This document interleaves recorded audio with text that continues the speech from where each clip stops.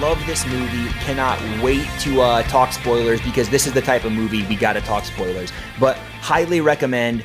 Anything else we should say before? I mean, at this point, dude, if you haven't seen this, like, just go see it. I can't believe it. Just go see it and then come listen to us talk about the plot. Anything else you got before we put our bathing suits on? No, I think we're ready. Kaysen, let's do it. We're diving into the spoiler pool. Here we go. Where should we start, dude? What do you want to talk about? Should we start with the prediction game or should we do that at the end? Hey, let's do that. Let's save that for the end. Okay, cool. In that case, we can just dive in. Kaysen, here's what I want to do. I think we should start off this movie just because this is one of the big selling points of this movie. Sometimes we talk about plot and story first. Sometimes we talk about characters first. I think tonight I want to start off by talking about these characters. We can talk about the surprise characters, the big reveals, what we thought of these performances, and kind of take it from there. Kaysen, does that sound good? That sounds great to me. Let's start with the man himself, dude, Tom Holland. As I alluded to earlier, this guy came to play. I love the idea that Tom Holland came into this movie closing out his Spider-Man trilogy, knowing, right, that he was in a movie where there was so much to overshadow him. Yeah, and totally. Some of it's the writing, dude. Some of it's the writing giving him that material to work with. But man, oh man, his performance in this movie, I cannot say enough about how great he was. I would go as far as to say this, dude. This is my first going out on a limb comment of the night, okay? Yeah. Tom Holland's performance in Spider-Man No Way Home is the single best MCU performance I've ever seen. Wow. All right. That is a pretty intense statement, dude. I definitely don't know if I would agree with that, but I appreciate your conviction. I've thought about it. I've actually pondered this, man. I've thought of the great ones, and there are some great ones, dude. There's some great ones, but I can't say enough. I want to turn it over to you. What did you think of Tom Holland in this movie?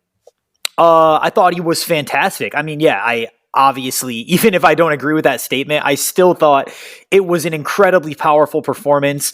And I love the fact that even after 3 movies and being caught between a Disney-Sony power struggle and having other characters from previous franchises get shoved into his own movie, going through all this crap, and not to mention all the other crap he's been cast in the meantime, this dude is not phoning it in. He's not coming to this $1 billion movie, just being like, all right, I'm going to put on the costume and get my paycheck.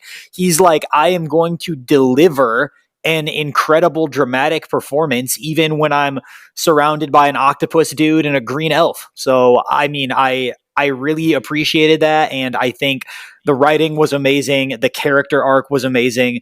We can get more into the plot later, but I love the way that for him, this really was the end of his origin story. Like, this entire trilogy in the MCU has all just been leading up to him finally learning the lesson of how to take responsibility for his actions and what being a superhero and being Spider-Man really means. And the consequences for him in this movie are enormous. And I would say some of the biggest consequences for any character ever in the MCU. Of course, whether or not they stick to that commitment, we'll see. But for now, it's amazing. Kaysen, Spider-Man is all about loss, right? And what is he willing to lose and how much can he lose and still go on? And I feel like Tom Holland's character has not really lost yet in the MCU until this movie. He lost Tony, right? And so that's something. There's loss there. It's not that he's completely clean. But this movie put him through the ringer in a way that I was not expecting. Yeah. We obviously get the death of Aunt May. Very, very powerful scene, which we're going to talk about later. Incredible scene, dude. His acting in this scene was on another level. If you think him getting dusted and telling Mr. Stark, I don't want to go. I mean, it was like that times 50. Yeah. Not to mention, now I guess we're just talking about the scene a little bit, but not to mention you bring in the Michael Giacchino music, dude. Oh man, so beautiful. Forget about it. But dude, Tom Holland in this movie has to go back and forth between being that boyish, innocent, charming guy that we know from the previous films, but also having an edge to him, seeing what it's like to lose, being aggressive, will he cross that line? You know what I mean? Like the end of the movie, Yeah. he's not pulling his punches anymore. And to see him go to that place, that dark place, it was so believable, dude. Because I think a lot of times you can look at his Spider-Man as kind of being like, which is by by how the character's written in the MCU. He's very wide-eyed, innocent, and almost a little like unrealistic in his kind of boyish goofiness. Like naivety. Exactly. Yes. Yeah. And this movie did such a great job of balancing those two things. We still get that Tom Holland, we still get that Peter Parker, but it's like, here's reality calling. You know what I mean? And it's like he sold those scenes so well. Yeah, I agree. I mean, the stakes are just so high for him in this, and I love the whole arc. I mean, like the first half of this movie is really kind of a more traditional, fun, like high school Peter Parker, more of that stuff set up. He doesn't get into college. Oh no. But then, I mean, really, once Aunt May dies, and then from that point on, like, I love how that really makes him realize how serious the consequences are of some of these actions that he's taking and what the cost is.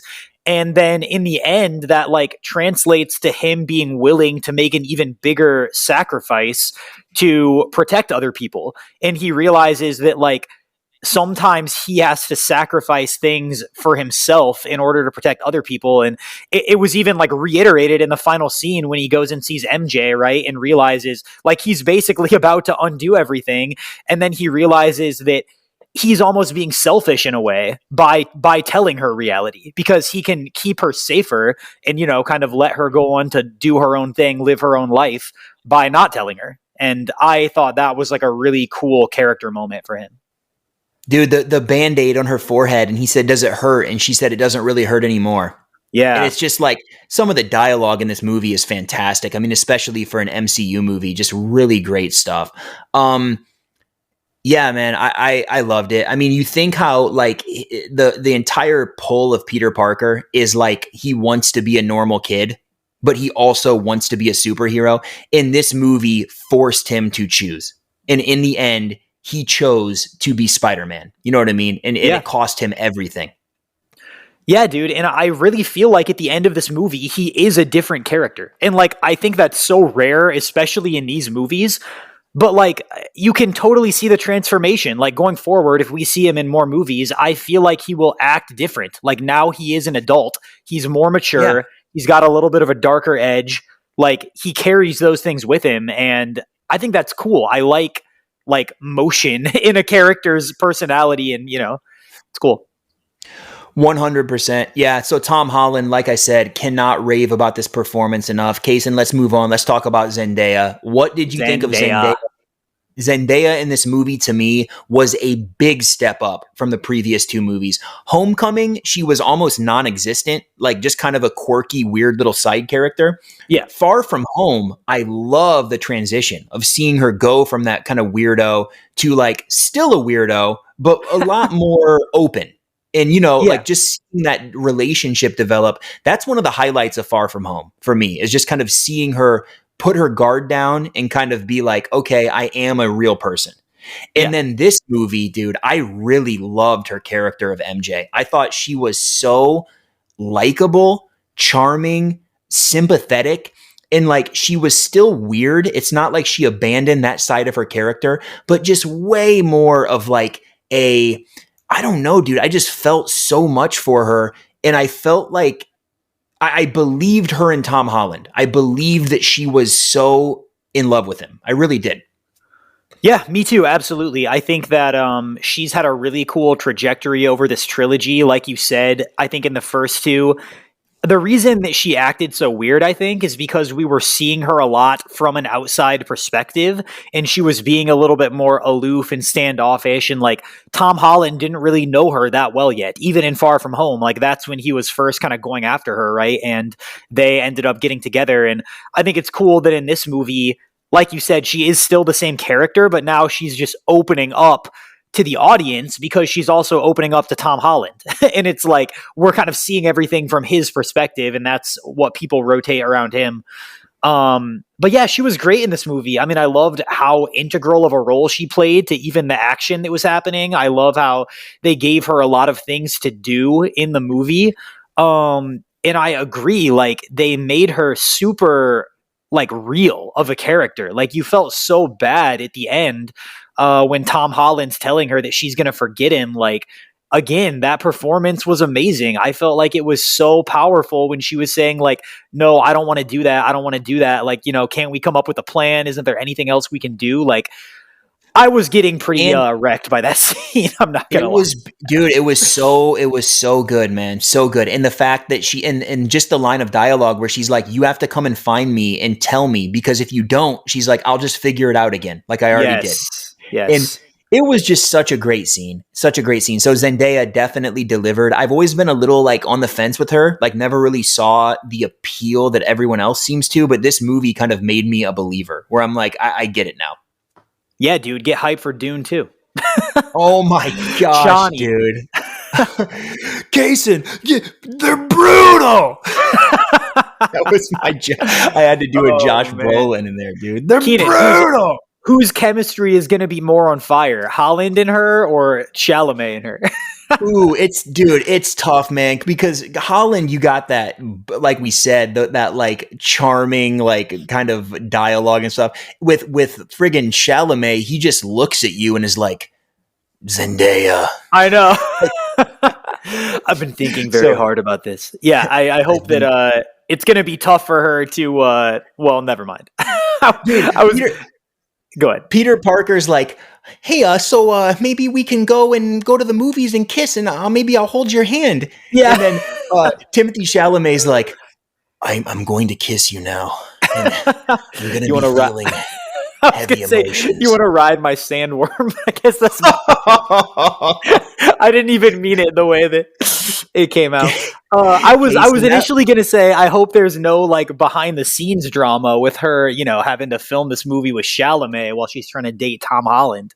It's going to be tough. Well, what I'm saying is they got to bring over Chalamet and be Harry Osborn, man. Come on. They got the connection there. Oh my God. I know, but I'm talking in real life. She's dating Holland in real life. Of course, dude. Of course, man. I'm a subscriber to Teen Bop. I know what's going on. What a power couple. Jason, let's talk about Jacob Batalon. I think I said his name right. It's a sick last name. As Ned. As the man in the chair, dude. Ned. What did you think of Ned in this movie? Mini Doctor Strange. How are you feeling about Ned?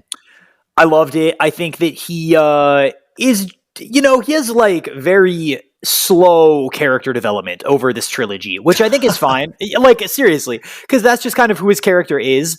But I appreciate the fact that they don't totally just make him a one-note side character. I really did like all the magic stuff he was getting into. I liked, the emotional scenes he had with Tom Holland.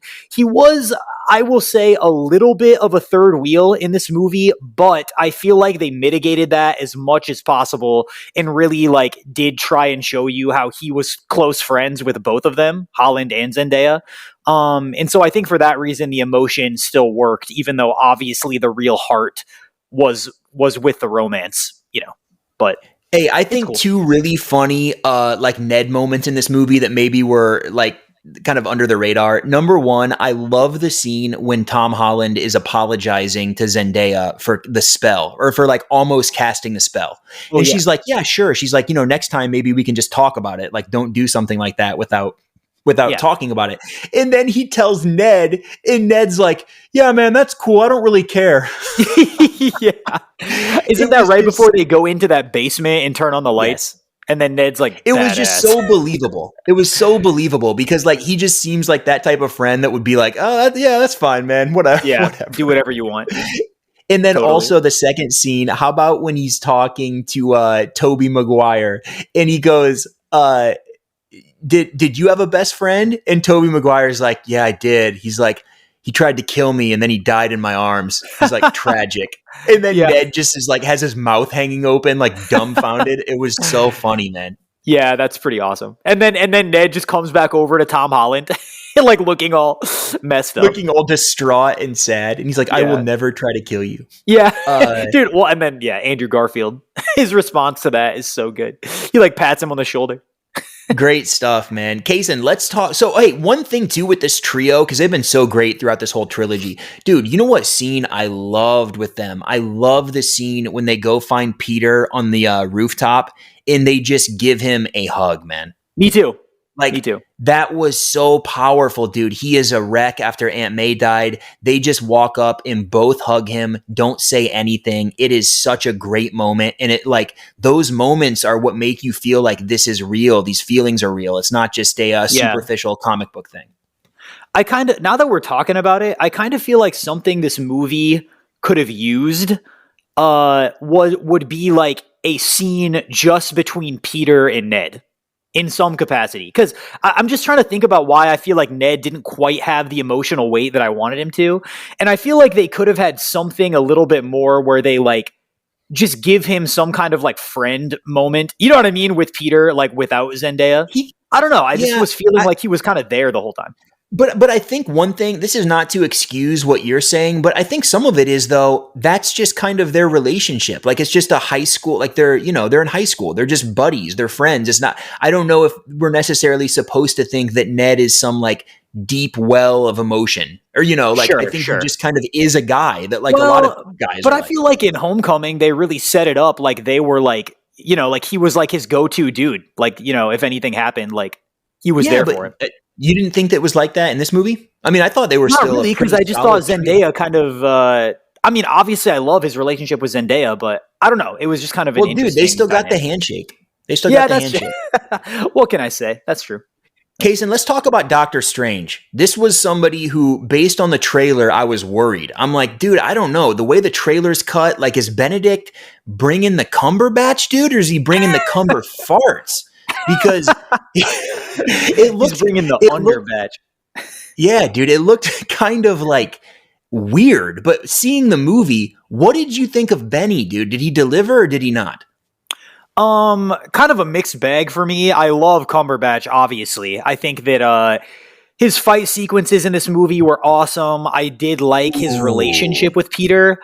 I do think that he was acting pretty weird in this movie. Like, I mean, and I think it's just the writing. I don't think there's anything like terrible about it or anything, but he was not acting like a sorcerer supreme. He was acting like a real dummy. When he's just like immediately willing to cast a spell for Peter out of nowhere without even like going over the parameters of the spell or making sure that he's tried other things before doing it. It seemed a little strange to me. Like, yeah, why not just wipe the memory of the entire world? But they kind of explain it away with like, well, we've done it for way simpler things before, but they played him very comedically as opposed to like, I think how his character should actually behave if he is the same Doctor Strange that we've seen in the previous movies. But see, I kind of agree with you, but I'll say two things. Number one, he was way better than the trailer. I feel like this is exactly what I thought was going to happen. I said this from day one, the trailer dropped. The entire sequence where he cast the spell and it's so goofy, I thought in the movie it played out way better. Like the way things were happening, I was buying into it. As goofy as it was, I was buying into it way more. And also just his lines of dialogue, like they came across much better in the movie to me. Whereas in the trailer, it was almost like they were trying to put them in to tell the audience what the story was, Yeah, that's true. The second thing I'll say about Strange, I like the fact, and while I agree with you, he was kind of dumb in this movie, like some of the stuff he did with the spell and like, he got mad at Peter, which was kind of funny, saying like, did you call the college to like try to, question their decision? Yeah. But it's like, dude, you're the moron who cast the spell. Like, why didn't you ask him that first? Yeah, well, and I mean, my other thing is like, if it was so easy to change the parameters, don't you think Strange in advance would have been like, hey, anybody you want to not forget you? Instead of just being like, oh yeah, no, literally everyone you know is going to forget you. Like he didn't think that was going to be problematic before doing it.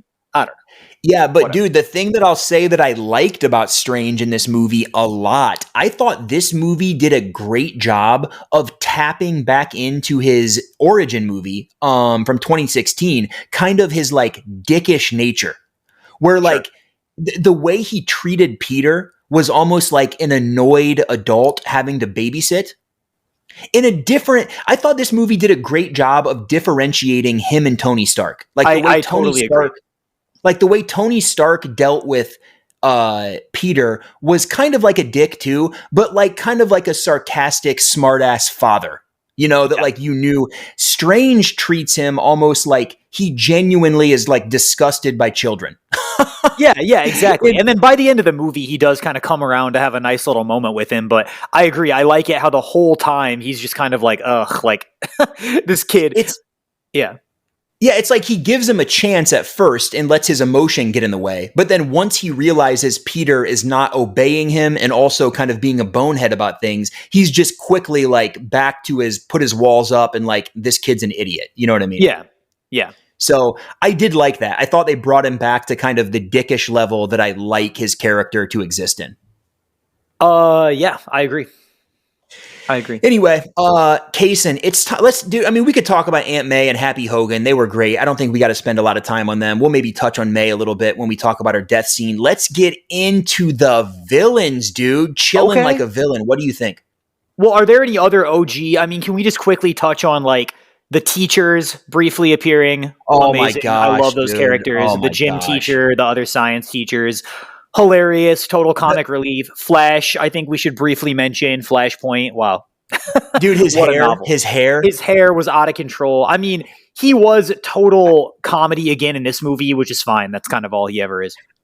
Hey, I gotta tell you, with the teachers, the look on Hannibal Buress's face as the gym teacher, when Peter first walks up and he just has that like dead-eyed mouth hanging open, like it's almost like he was trying to look disgusted and untrusting, but it just came across like he was stoned, and it was the funniest look. Like just staring at him, I was dying laughing. Yeah. Totally. And then the one teacher's like, "Hey man, you can crawl on the wall, you can zip around the hallway. We don't care, man. Do whatever you want. We know you can do it. We know you have those options. we know you can do it." Oh, it was so funny, dude. Hey, real quick before we get into the villains too, J. Jonah Jameson, J.K. Simmons coming back as J. Jonah Jameson. What did you think? Again, dude, like I loved it. I loved his performance. I think he's still nailing it, and I like what they did with him. I am a little disappointed that he never got to interact with anyone. I feel like there should have been some scene of him with Peter, like getting to actually interact, but it is what it is. I mean, I don't know what the reasons were for the way they wrote him, but he did great for the role that he was put in, I think. I totally agree with you. I thought he was good, and it's so good to see J.K. Simmons back in this role. He is a guy who was born to play this role. I just rewatched all these movies before seeing this, like the OG trilogy and stuff. He is so good, but I think so much of what makes him good is his interactions with other people. Seeing him like bitching people around and just like reacting to Elizabeth Banks as his secretary, like that's where the comedy comes from. So I totally agree. I wish we got more scenes of him like talking to other people to kind of assert his dominance than we did. Yeah, totally. He was still good. And Kaysen, we can't forget, we're going to talk about Toby and Andrew later, but Kaysen, let's talk about our boy Matt Murdock, dude. This guy said, "Netflix, I'm beyond your grasp. I am now in Feige land." Now in Feige's hands. Of the brief 3-minute scene we got of our favorite blind superhero, Matt Murdock, coming back as the lawyer for Peter Parker. Dude, it was awesome. As soon as they showed the cane, dude, like my theater immediately erupted. People were like, "Oh, it's him!" See, that's what I'm talking about. Like, it's not a small reveal, but even just a brief cameo like that, they gave us just that little moment. But they didn't just show his face. You know what I mean? They gave us just that moment of like, "Oh my Lord." Yeah, and his little scene was great, and I mean, I think it's cool. Like, I don't know if he is going to be sort of integrated into the Spider-Man stuff going forward, or if that was literally just a random cameo because they wanted to put him in some movie.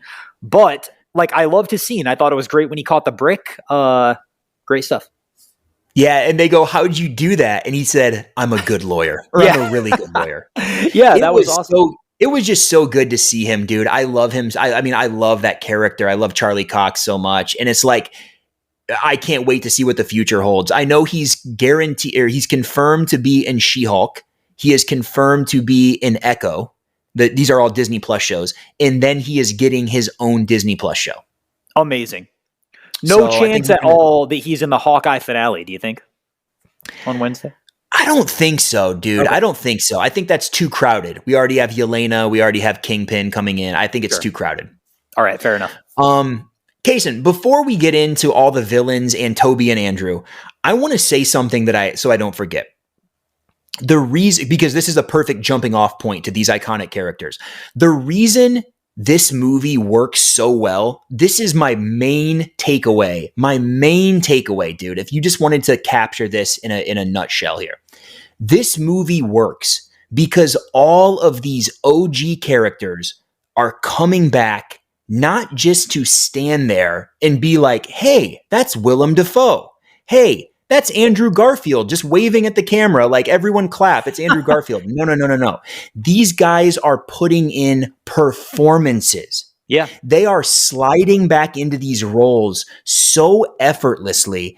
It is awesome to see. Me and you saw Ghostbusters Afterlife, a movie that I think we both enjoyed. But one of my problems with that movie, spoiler alert, in the end of the movie, when we get the OG Ghostbusters, Bill Murray, Ernie Hudson, and Dan Aykroyd, it just feels like they showed up for a day of filming, stood there, kind of awkwardly delivered dialogue, and then everyone claps in the theater.